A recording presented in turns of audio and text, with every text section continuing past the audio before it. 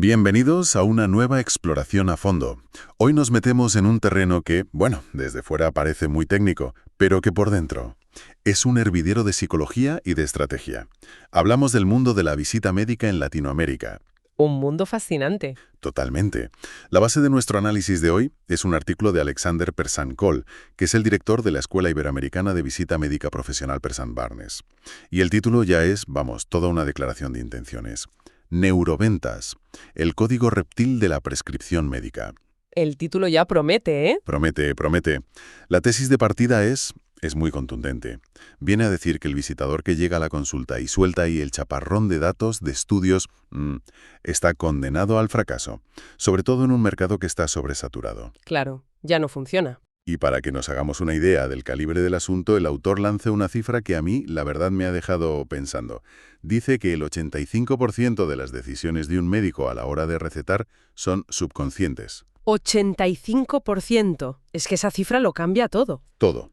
Nuestra misión hoy es entender qué es esto de las neuroventas y cómo propone conectar con el cerebro del médico a un nivel mucho más primario, digamos, que la lógica pura. Es que si esa cifra es cierta, significa que la industria farmacéutica ha estado, décadas apuntando al objetivo equivocado.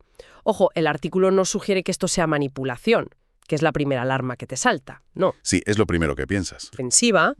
Se trata de entender qué necesidades biológicas y emocionales, según el autor, rigen su comportamiento. Vale.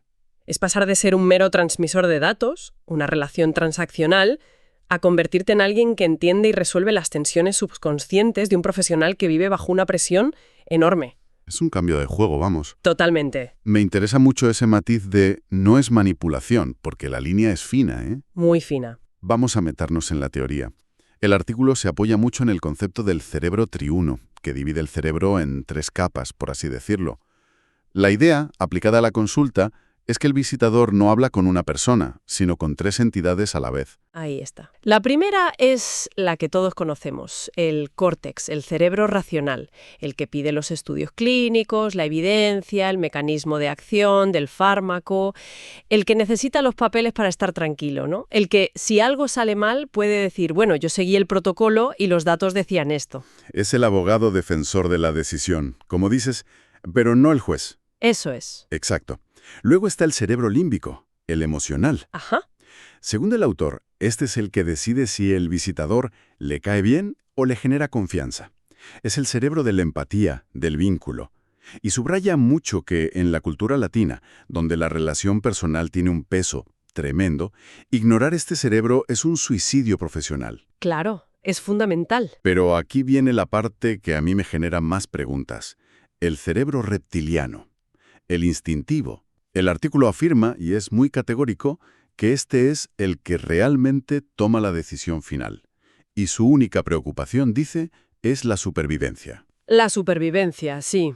A ver, supervivencia, reptil, suena un poco a marketing de libro de autoayuda, ¿no? Un poco sí, suena un poco así. ¿Estamos seguros de que un profesional con años de carrera decide si receta un antihipertensivo basándose en un instinto de supervivencia? Es que ahí está la clave del asunto. Y es una objeción totalmente lógica. El término reptiliano es una metáfora, claro. Vale. Nadie piensa que un cardiólogo esté preocupado por si le va a atacar un dinosaurio. La supervivencia de la que habla el autor es la supervivencia profesional. Ah, amigo. Y si lo piensas, en un entorno de alta presión como es la medicina, esa supervivencia es una preocupación constante y muy real. El artículo lo desglosa en 3 pilares que, en mi opinión, son bastante acertados. A ver, ¿cuáles son esos pilares? El primero es la seguridad.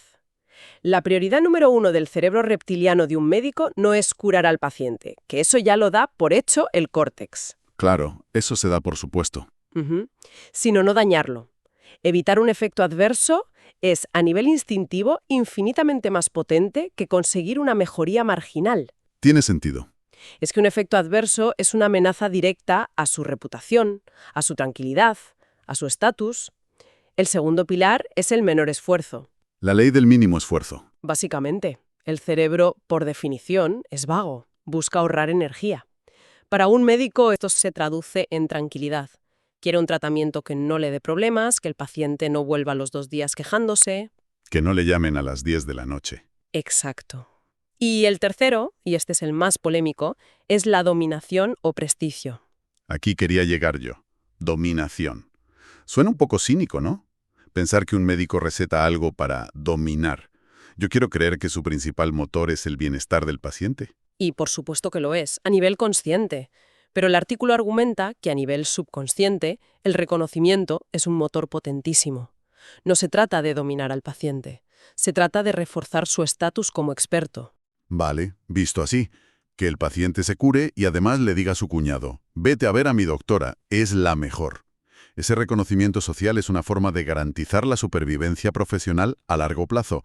Es una inyección de dopamina que refuerza su posición en la tribu. Entiendo.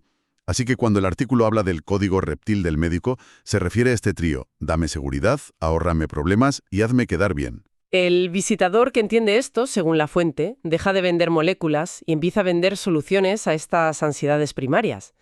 Vale, aceptando la teoría como marco de trabajo, la pregunta del millón es ¿cómo se aplica esto? O sea, ¿cómo se le habla al supuesto reptil de un médico en una visita de 3 minutos sin que te mande a paseo? Totalmente. Suena a que puedes meter la pata muy fácilmente. Desde luego. Si llegas diciendo, doctora, le voy a ayudar a dominar el mercado, sales por la puerta en 2 segundos. Vamos, claro. El artículo propone estrategias muy sutiles que no se dirigen al contenido, sino al continente y al contexto. La primera, y la más importante, es reducir el miedo. El mayor freno para que un médico pruebe un fármaco nuevo no es la falta de datos, es el miedo. El miedo a que no funcione tan bien como el que ya conoce y controla, el miedo a lo desconocido, a fallar. Y el error clásico es intentar apagar ese fuego con más gasolina, es decir, con más datos. Te doy más estudios, más gráficos, más estadísticas. Exacto. Y eso, para el cerebro reptiliano, es contraproducente. La complejidad gasta energía y genera estrés, dos cosas que odia. Claro, la estrategia que propone el autor es la contraria. La simplificación radical. No le des más datos, dale un mensaje que calme su instinto. El artículo pone un ejemplo que es muy revelador. En vez de soltar la parrafada técnica, el visitador dice algo como: doctora, con esta opción usted tendrá la tranquilidad de que el paciente cumplirá el tratamiento por su cómoda posología. Es que la palabra clave ahí es tranquilidad. No le está hablando de la vida media del fármaco ni de su pico plasmático. Para nada. Le está hablando directamente a ella. Le está diciendo, ¿vas a tener menos problemas? Precisamente, esa frase es un misil directo al cerebro reptiliano. Ignora al córtex y le susurra al instinto. Esto es seguro y te va a ahorrar energía. No le vende una característica, le vende una emoción, la tranquilidad. Le vende la ausencia de dolor futuro. Y eso neurológicamente es infinitamente más persuasivo que un gráfico de barras. Entendido. Menos miedo, más tranquilidad. Pero claro, para llegar a decir esa frase, primero tienes que captar su atención, que es el recurso más escaso en una consulta. El más. ¿Qué dice el artículo sobre esto? Me imagino que el clásico monólogo de 2 minutos ya no cuela. Es lo que el autor llama, de forma muy gráfica, el vómito verbal. Qué bueno. Un discurso monótono y predecible que el cerebro del médico aprende a ignorar a los 10 segundos. La segunda estrategia es atención y visualización. El cerebro es un órgano eminentemente visual. Procesa imágenes unas 60.000 veces más rápido que el texto. 60.000. Entonces el consejo es radical. Deja de leer el material. El médico ya sabe leer. Usa la tablet para señalar un gráfico comparativo muy simple, uno que se entienda en un vistazo, o mejor todavía, una imagen. ¿Una imagen de qué? ¿De la molécula? No, por favor, una imagen de un paciente con una emoción positiva. Ah, Un rostro sonriente, alguien disfrutando de una actividad. Piénsalo, un rostro feliz activa directamente el cerebro límbico, el emocional, crea una asociación positiva instantánea y subconsciente con tu producto. claro, crea un anclaje. Ese pequeño chute emocional prepara el terreno para que el mensaje al cerebro reptiliano, esto funciona, trae buenos resultados, cale mucho más hondo. Es que el error es pensar que la visita médica es un intercambio de información. Según esta tesis, es un intercambio de estados emocionales. Vale, esto me lleva a la tercera estrategia que menciona, que es la reciprocidad. El yo te ayudo, tú me ayudas. El famoso toma y daca. Esto me suena un poco al truco de regalar un boli con el logo de la farmacéutica, ¿no? ¿No está eso un poco superado? Si se hace mal, sí. Es cutre y predecible. La clave que expone el autor es que la reciprocidad no debe ser material, sino estratégica. Estratégica. ¿Cómo? No se trata de regalar un objeto, se trata de ofrecer valor genuino antes de pedir nada a cambio. El objetivo es generar una pequeña deuda emocional, positiva. El cerebro humano está programado para devolver favores. Es un pegamento social básico. ¿Y qué es valor genuino en este contexto? ¿Qué le puedes dar? Pues algo que le solucione un problema real al médico. El artículo de ejemplos muy inteligentes. Por ejemplo, llevarle un resumen de una ponencia de un congreso al que no pudo ir. Ostras, eso es bueno. O informarle de un cambio administrativo en el sistema de salud que le afecta. O incluso algo tan simple como decirle: doctora, he visto que la sala de espera está a tope, así que hoy seré extra breve. Con ese simple gesto. Con ese gesto dejas de ser alguien que viene a quitarle tiempo y te conviertes en un aliado que se lo da. Cambias la dinámica de poder por completo. Dejas de ser un vendedor y pasas a ser un recurso. Y eso activa tanto el cerebro límbico, porque construyes confianza, como el reptiliano, porque el mensaje es: esta persona me ayuda a sobrevivir en mi día a día. Claro. Esa alianza es mucho más sólida que cualquier dato clínico. Vamos a poner todo esto a prueba.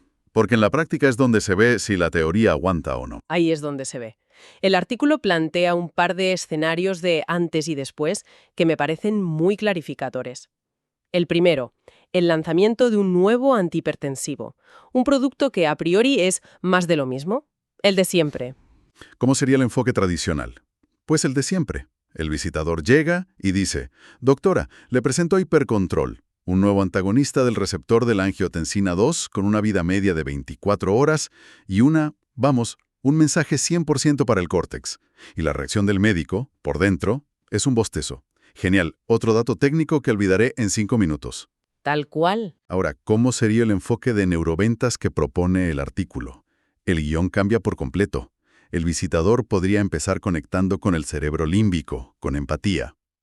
Doctora, sé por otros colegas que uno de sus mayores retos con la hipertensión es que muchos pacientes, con el tiempo, abandonan el tratamiento. Ahí ya lo tienes. Le hablas de su problema. Ahí ya ha captado su atención porque le habla de un problema real suyo. Luego ataca al cerebro reptil con el beneficio. Con hipercontrol, la mayoría de pacientes reportan sentirse con más energía desde la primera semana. Esto para usted significa menos llamadas de queja y pacientes mucho más fieles y agradecidos. Qué bueno. Y remata con una pregunta que apela al beneficio reptiliano. ¿Le parece útil contar con una herramienta que proteja así su tranquilidad y su prestigio?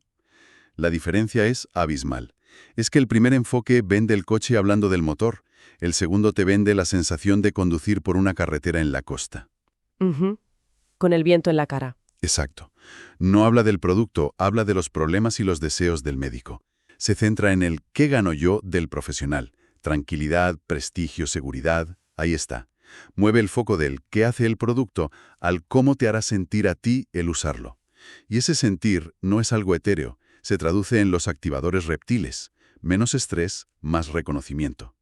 Me queda un escenario que me parece fascinante, el del médico difícil, el especialista de alto potencial que no te da ni un minuto, que es cortante, que siempre tiene prisa, el perfil más complicado. Intentar soltarle el rollo de los 3 cerebros a este perfil parece un suicidio.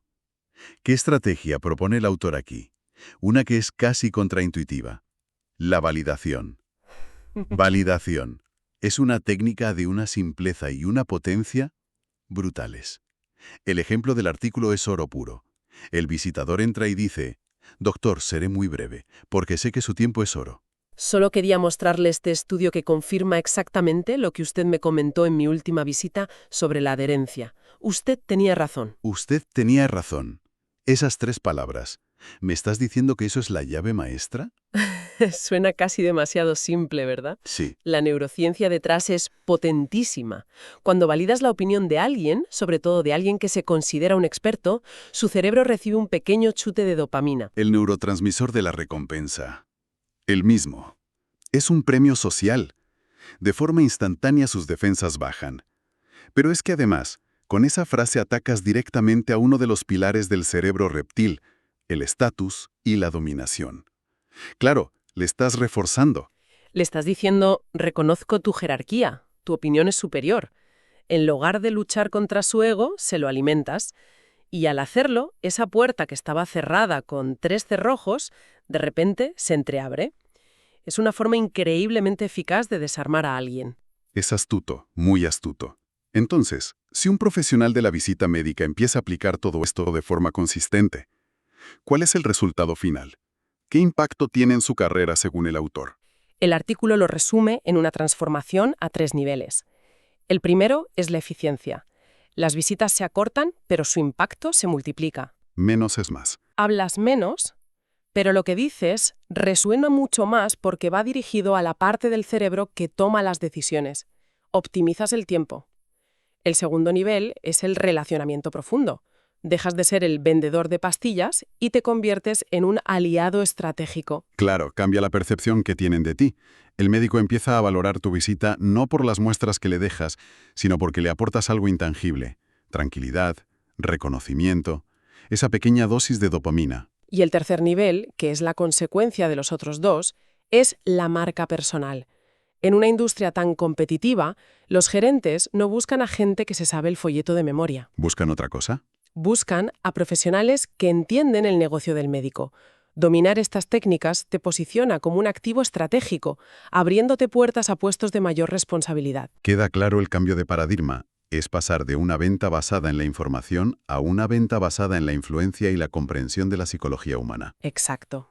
Para sintetizar la idea final de Alexander Persant Cole, el producto es la entrada para jugar el partido. Por supuesto que tiene que ser bueno. Pero lo que te hace ganar el partido no son las características del producto, Sino sino la percepción que el cerebro del médico tiene de ti y de cómo tu solución le ayuda a él a sobrevivir y a prosperar. Es un cambio de mentalidad total. El mensaje final es un martillazo a la formación tradicional. Deja de vender fármacos, empieza a vender seguridad, confort y éxito profesional para tus médicos. Es un giro de 180 grados. La verdad es que ha sido un análisis revelador. Hemos desgranado esta teoría del cerebro triuno, hemos intentado descifrar ese código reptil del médico basado en la seguridad, el menor esfuerzo y el prestigio. Y hemos visto cómo estrategias aparentemente sencillas pueden cambiar por completo la comunicación. sin duda. Y me gustaría dejar una reflexión en el aire, porque aunque todo esto se enfoca en el mundo farmacéutico, su alcance es mucho mayor. A ver, Si estas técnicas, que apelan a nuestros instintos más básicos de supervivencia y estatus, son tan efectivas en un entorno supuestamente tan racional y científico como la medicina, ¿hasta qué punto el resto de nuestras decisiones diarias, qué coche compramos, en qué político confiamos, qué noticias creemos, no están siendo dictadas por nuestro propio cerebro reptil sin que ni siquiera nos demos cuenta? buena pregunta. El artículo nos da herramientas para persuadir, pero también nos da un espejo para entender cuán vulnerables somos a la persuasión que apela a lo más profundo de nuestro ser, donde ponemos la línea entre una comunicación eficaz y una influencia que, bueno, cortocircuita nuestra capacidad de decidir racionalmente. Es una pregunta que creo que merece la pena que cada uno se lleve a casa.